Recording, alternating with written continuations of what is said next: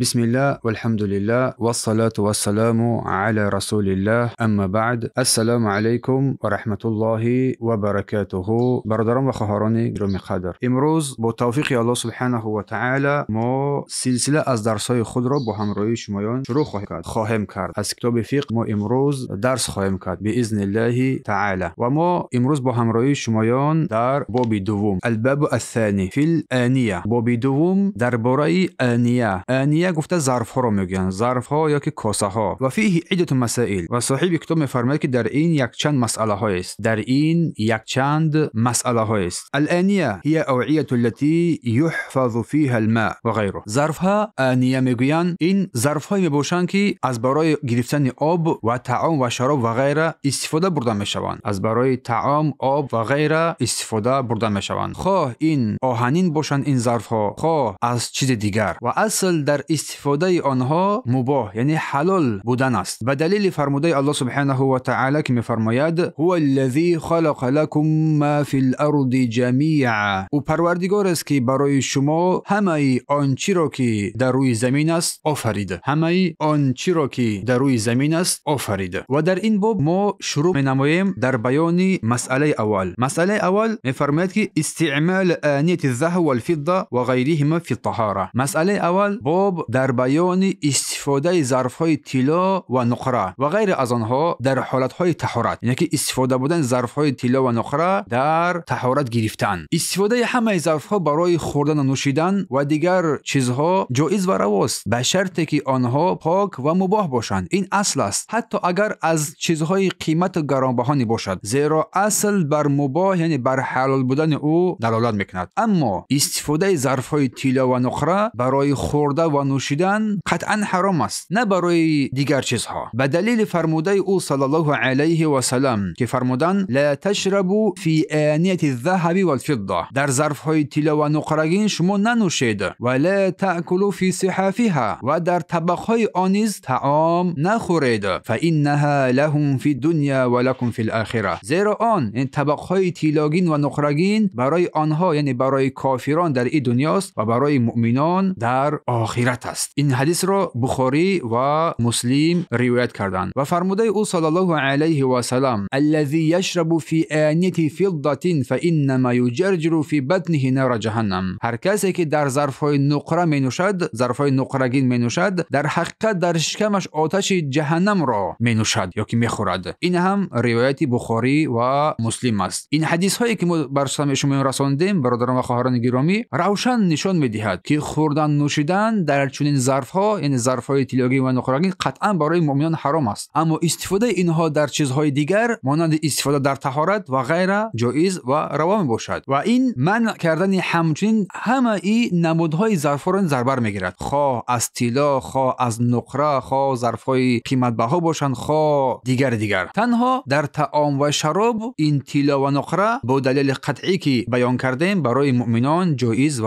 روا نیست. سپس مؤلف مسئله دوم رو برای ما بیان می‌نماید، حکم استعمال اناء مضیب بالذهب والفضه. مسئله دوم حکم استفاده ظرفی که با طلا و نقره بستگی شده است. ما تاجیکا کلمات زبان روس استفاده میبریم پیاد میگیم. حکم استفاده ظرفایی که با طلا و نقره پیوند شده است. اگر این پیوند، این بستگی پوشیده شدگی یا قسمی از طلا باشد، همین ظرفی که شکسته است غیر ما پیوست میکنیم، اگر از طلا باشد یا قسمت از طلا باشد، استفاده آن کاملا حرام و ناجایز و ناروا باشد، زیرا از دلیل عمومیت قول پیامبر صلی الله علیه و سلم شریعت این را منع کرده است. اما اگر بستگی این پیوندی که میشد اگر از نقره باشد و مقدار کم باشد، استفاده آن در پیوند ظرف ها جایز و رواست، خصوصا اگر ظرف های قیمت بها باشند. و دلیل آن حدیث انس ابن مالک رضی الله عنه می باشد که فرمودند کسر قدح رسول الله صلی الله علیه و سلم، کاسه رسول الله صلی الله علیه و سلم شکست، در جای شکسته آن جایی که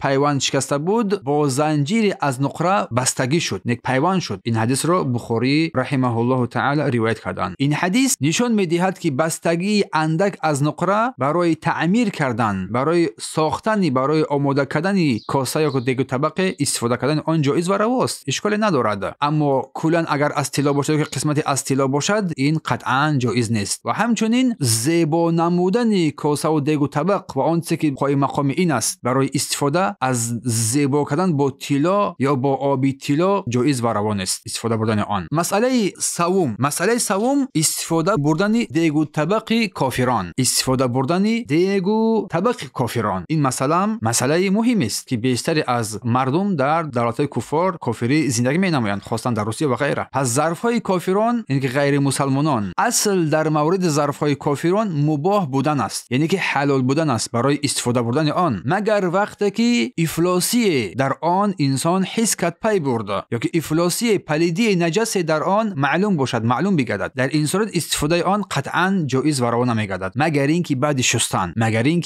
شستن. با دلیل حدیث ابو ثعلبه الخشنی رضی الله عنه که فرمود ای رسول الله ما در زمین قوم از اهل کتاب هستیم، یعنی که ابو ثعلبه الخشنی در یک سرزمین زندگی میکرد که اهل کتاب بودند، یعنی که از کفار بودند. آیا ما گفتن که می توانیم در ظرفهای آنها بخوریم و بنوشیم؟ رسول الله فرمان لا تاکلوا فیها الا ان لا تجدوا غیرها. رسول الله گفتن که در کاسه های آنها نخورید، یعنی کاسه های آنها را شما استفاده نبرید مگر آنکه غیر آن ظرف را نیابید، مگر آنکه اگر دیگر غیر آن چیز نیابید. فغسلوها ثم کلوا فیها، پس آن را بشویید نیکو بشسته سپس از آن شما استفاده برید. این حدیث را بخاری و مسلم روایت کرده هستند. اما در افلاسی آنها، اگر که افلاسی دیگو طبق کاسه آنها معلوم نباشد و صاحبانشان بر آن افلاسی ظاهری اگر که شهرت نیافته باشند، پس آنها را استفاده کردن جایز و رواست. بارک الله فیکم. چون که میفرماید در اینجا که لانه ثبت عن النبي صلی الله علیه و سلم، لانه ثبت عن النبي صلی الله علیه و سلم، چون که از رسول الله صلی الله علیه و سلم ثابت شده است و اصحابه و از یاران رسول الله صلی الله علیه و سلم ثابت شده است. اخذوا ماء لوضوء،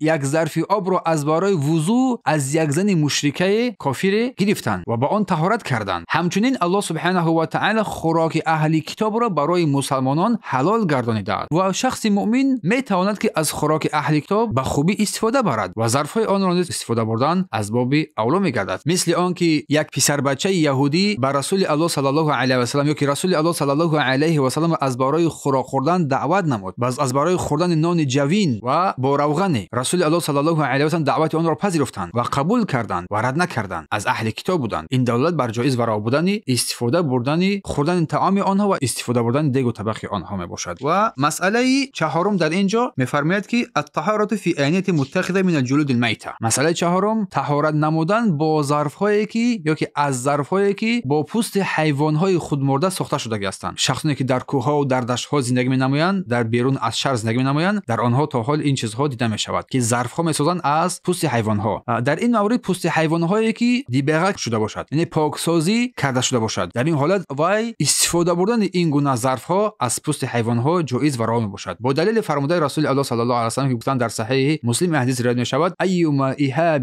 دبغ فقط طهور، هر پوستی که اباح کرده شود، دبغ کرده شود پس پاک می‌گردد. یعنی دبغ با شکل‌های مخصوص آن رو نمک می‌زنند یا که یگان کارهای دیگر رو انجام می‌دهند تا اینکه وای پوست حیوان پاکیزه بگردد. پس در این مورد استفاده بردن وای جایز و روا می‌گردد. همچنین از احادیثی که از رسول الله صلی الله علیه و سلم ثابت شده است در این مورد و بر جسد گوسپند مرده که بود گفتند که هل اخذوا اهابها فدبغوا، چرا پوست آن را نگرفتند و تازه نمایند، چرا پوست را نگرفتند و تازه نکردند تا که استفادهش برند. و صحابه گفتند این حیوان مرده است، نه که خود مرده است و فرمودند صلی الله علیه و سلم که فانها حرام اکلها، نه که خوردن این حرام است، به درستی خوردن این حیوان حرام است اما پوست وی را استفاده بردن جایز و رواست. روایت ابو داود و نسائی. مثلا یگام انسان که گاوش حرام شد، گوشت وی حرام است، البته خوردن وی فروختن وی حرام است، اما پوست وی را گرفتن، گوشت وی را یگام سگ یگام حیوانات را میتی بخورند و پوست وی را تازه کرده استفاده میبرند. اما این حکم مخصوص آن حیوانات قرار میگیرد که با نام الله سبحانه و تعالی ذبح و حلال کرده شده باشند. اگر حیوان اصلا حلال نباشد به مثل خوک، پس پوستش هم حلال نمیگردد، با تازه کردن هم پوست وی حلال نمیگردد به هیچ وجه، چون که اصل وی حیوان حرام است، چون شریعت وی را چیست حرام اعلان کرده است و به هیچ وجه حلال نمیگردد، پاکیزه نمیگردد. همچنین درباره عضوهای دیگری از حیوانها، مثلا موی حیوان، پوست حیوان و مویهای حیوان، حیوانهایی که خودمرده هستند، پشم آن مثلا، همچنین استفاده بردن پشم وی هم جایز میگردد و روا میباشد. اما گوشت آن حیوان نجس است، پلید است و خوردن آن و استفاده بردن آن قطعا جایز نمیگردد. با دلیل فرموده الله سبحانه و تعالی الا ان یکون میتة او دما مسفوحا او لحم خنزیر فانه رجس، مگر آنکه مرده باشد یا خون خونه که از گردن حیوان میپرد یا گوشت خوک، زیرا همه اینها نجس هستند. اگر حیوان مرد یا خونی وای که هنگامی که ذبح میشود میپرد و گوشت خوک، همچنین همه اینا چی هستند؟ نجس و حرام و ناروا میشن. سوره انعام آیه 145. پس در اینجا سوال میشه که دیباغ کردن چیست و چگونه حاصل میشود؟ البته ما با این سوال جواب دادیم. دیباغ پاکسازی پوست حیوانات مرده را میگویند. پاکسازی پوست حیوانات را میگویند. آن با پاکسازی آن نجاست و افلاسی که در درون آن پوست قرار میگیرد کرده میشود. چی با ماده های شیمیایی باشه در سالهای پیش این را با نمک میکردن. پوست را نمک میپوشوندن،